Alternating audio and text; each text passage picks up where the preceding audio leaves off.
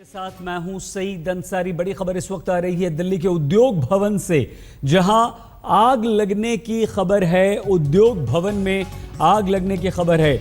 यहां कई सारे मंत्रालय हैं, कई सरकारी दफ्तर हैं। 5वीं मंजिल पर यह आग लगी है। 3 गाड़ियां आग बुझाने में लगी हुई हैं। हालांकि अभी ये जानकारी नहीं मिल पाई है कि आग लगने की असली वजह क्या है।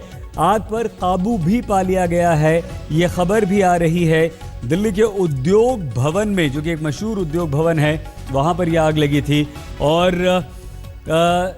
उद्योग भवन के पास ये जो तस्वीरें हम आपको दिखा रहे हैं, ये उद्योग भवन की तस्वीरें दिखा रहे हैं। यहाँ पर कई सारे दफ्तर हैं, मंत्रालय भी यहाँ पर इस उद्योग भवन में मौजूद हैं। हमारी संवाददाता मौसमी सिंह इस वक्त हमारे साथ हैं। मौसमी, कहाँ ये आग लगी थी, कैसे ये आग लगी थी, किस तरह का नुकसान हुआ है और कब इस पर कैसे काबू पाया जा सका? देखिए सईद, अभी कुछ ही देर पहले आग की सूचना मिली थी फायर विभाग को, और उसके बाद 3 दमकल की गाड़ियों को भेजा गया। आग अभी बुझा दी गई है। बहरहाल किसी जान माल की नुकसान की अभी खबर तो नहीं आई है, पर विभाग इस बात का जांच करेगी कि आखिर क्या वजह थी, क्यों आग लगी। शुरुआती जो जानकारी मिल रही है उसके मुताबिक एसी में आग कुछ फायरिंग हुई, उसके बाद से उसी आग ने एक बड़ी आग का रूप धारण कर लिया। बहरहाल 3 फायर टेंडर गए थे और अभी आग बुझा दी गई है, तो कोई घबराने वाली बात नहीं है। और जैसा कि हमने बताया कि जानमाल का कोई नुकसान नहीं हुआ है। बहुत धन्यवाद मौसमी इस जानकारी के लिए। इन्फॉर्मेशन क्या आई थी? हमारे यहाँ उद्योग भवन में 5वीं मंजिल पर आग लगी है। यहाँ आके देखा, स्प्लिट एसी में आग थी, शॉर्ट सर्किट से आग लगी थी, बाकी कुछ नहीं था। अब तो वो सब आग पूरी तरह बुझा दी गई है। किसी तरह का कोई जान माल का कोई और नुकसान नहीं है। ठीक है। वो जब कितने फायर टेंडर्स आप लोगों ने यहाँ पे डिप्लॉय किए थे? करीब 7 फायर टेंडर और उसमें एक ब्रांटो बड़ी गाड़ी। ठीक है। अभी फिलहाल जो है ठीक है, आग बुझ गई है। आग पूरी तरह से बुझ चुकी है। ठीक। आपका नाम सर? सब ऑफिसर राज सिंह। आग बुझ गई है और दमकल के एक अधिकारी की बात अभी आप यहाँ पर सुन रहे थे। उद्योग भवन में आग लगी थी, 5वीं मंजिल पर ये आग लगी थी और जिसे 3 दमकल की गाड़ियों ने बुझा लिया गया है। ये तस्वीरें हम आपको उद्योग भवन की दिखा रहे हैं। कई मंत्रालयों के दफ्तर यहाँ पर हैं। फिलहाल रुख एक और बड़ी खबर का हम करते हैं। गौमांस विवाद में केंद्रीय गृह राज्य मंत्री किरण रिजिजू ने अपना पक्ष रखा है। आज तक से खास बातचीत की है और ये कहा है कि वो जल्द ही मीडिया को कानूनी नोटिस देंगे। मीडिया से नाराज हैं रिजिजू का आरोप है कि उनके बीफ खाने वाले बयान को मीडिया ने तोड़ मरोड़ कर पेश किया है। और साथ ही रिजिजू ने यह भी कहा है कि उन्होंने केंद्रीय मंत्री मुख्तार अब्बास नकवी के बयान पर कोई जवाब नहीं दिया था और न ही किसी विशेष समुदाय की भावना को वो ठेस पहुंचा रहे थे। तो किरण रिजिजू ने गोमांस वाले अपने बयान पर सफाई दी है। उन्होंने ये कहा है कि उनके बयान को तोड़ मरोड़ कर पेश किया गया है, जिससे मैं आहत हूं और अब मीडिया पर उन्होंने केस करने की बात भी कही है। हमारी संवाददाता मौसमी सिंह ने किरण रिजिजू से खास बातचीत की है।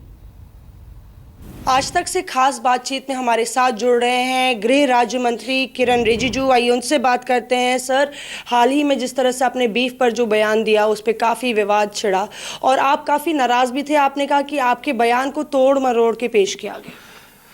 जी, मैं काफ़ी दुख भी हूँ और मैं नाराज़ भी हूँ, क्योंकि जो मेरे कहने का मतलब है और जिस संदर्भ में कहा उसको मीडिया में बहुत गलत तरीके से पेश किया गया है। मैंने वहाँ मिज़ोरम में, क्योंकि वहाँ सारे लोग ईसाई लोग रहते हैं और वहाँ के जनता और वहाँ के मीडिया जब मुझे पूछा कि वो सब क्या पाकिस्तान जाना चाहिए क्या, तो मैं एक भारत सरकार के केंद्रीय मंत्री होने के नाते संविधान के दायरे का जो मतलब होता है उसको बता करके एक उदाहरण दिया। उदाहरण में मैंने ये कहा कि मैं अरुणाचल प्रदेश से हूँ, तो मेरा भी कुछ खाना पीना होता है, तो मेरे खाने पीने में लेकर के कोई बंद तो नहीं कर सकता। मैं कोई भी चीज़ खाता हूँ, लेकिन उसको उस इंटरव्यू को जो मैंने उदाहरण शब्द कहा उसको हटा के कि मैं गौमांस खाता हूँ, कोई मुझे रोक सकता है क्या, इस तरह से जो हेडलाइन निकला उस चीज़ से वो लोगों के भावनाओं को ठेस पहुँचा है। इसलिए मैं कानूनी कार्रवाई करना चाहता हूं और मैं एक नोटिस देना चाहता हूं कि अगर पूरे मेरा बात को पूरी तरह से अगर दिखाया जाए तो लोगों में बात अच्छी तरह से जाएगी। और मेरा उदाहरण को सिर्फ एक लाइन को आप निकल करके हेडलाइन बनाया। मेरे घर में मेरे पत्नी, मेरे बच्चे, हम लोग का यहाँ कोई बीफ नहीं खाते हैं। आप यहाँ में आए हैं, अभी घर में कोई बीफ नहीं खाते हैं, लेकिन इस तरह से हेडलाइन दिखाया कि मैं खाता हूँ और मैंने चैलेंज किया है, कौन रोक सकते हैं? अगर हम लोग नहीं खाते हैं तो ये हमारा चॉइस है, हम नहीं खाते हैं, लेकिन मीडिया में गलत तरीके से उसको क्यों पेश किया गया है? इसलिए मैं कानूनी कार्रवाई करने के लिए मैं अभी विचार कर रहा हूँ। मैं अभी दिल्ली पहुँचा हूँ और गलत तरीके से मेरा बात को पेश करना और लोगों के मन में ठेस पहुँचाना ये ठीक नहीं है। भारत के संविधान में सबको अपना अपना जो आज़ादी है और उसका दायित्व भी संविधान में है। इसलिए मेरा किसी को आपत्तिजनक बात करके किसी को ठेस पहुंचाना ये मकसद नहीं, और कोई उसको गलत तरीके से पेश करेंगे तो ये भी ठीक बात नहीं है। रिजिजू साहब, ये भी माना जा रहा है कि जो आपने प्रिंसिपली कहा था वो कहीं गलत नहीं था। आपने कहा कि भारत में कई समुदाय के लोग रहते हैं, कई धर्म, कई जातियों के लोग रहते हैं, वो उनको फ्रीडम है, पर कहीं ना कहीं आपको बैक ट्रैक करना पड़ा, एक डिफेंसिव में आप नजर आए। क्या आप पर दबाव था अपने स्टेटमेंट पर सफाई देने का? क्या सरकार की तरफ से ऊपर से दबाव था? किसी मीडिया ने कहा कि मैं बैक ट्रैक कर रहा हूँ, यू टर्न करता हूँ। इसमें यू टर्न और बैक ट्रैक का क्या मतलब होता है? जो मेरा पूरा बात को अगर गलत तरीके से पेश करेंगे तो मैं क्या नहीं कहूँगा कि आपने गलत तरीके से पेश किया है? आप पूरा बात दिखाइए।